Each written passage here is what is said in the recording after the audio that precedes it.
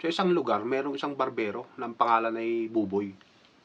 Habang naggugupit itong si Buboy, biglang dumating itong isang lalaki na ang pangalan ay Kadyo. Nagtanong si Kadyo ngayon, pre, mga anong oras mo kaya magugupitan? Tiningnan ni Buboy ngayon yung pila. Medyo mahaba. Siguro pre, mga 2 oras pa bago kita magupitan. Maupo ka muna dyan, hintayin mo na lang. Maya-maya, umalis tong si Kadyo. Kinabukasan, habang gumugupit naman tong si Buboy, dumating uli si Kadyo. Pre, mga anong oras mo uli ako magugupitan?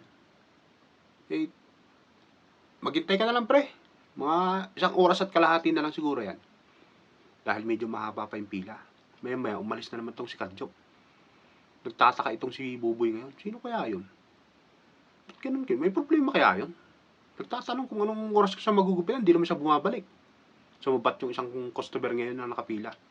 Hindi mo pa kilala yun, pre? Hindi, sino ba yun? Akala ko naman kilala mo. Eh, madalas kong makita sa inyo yun eh.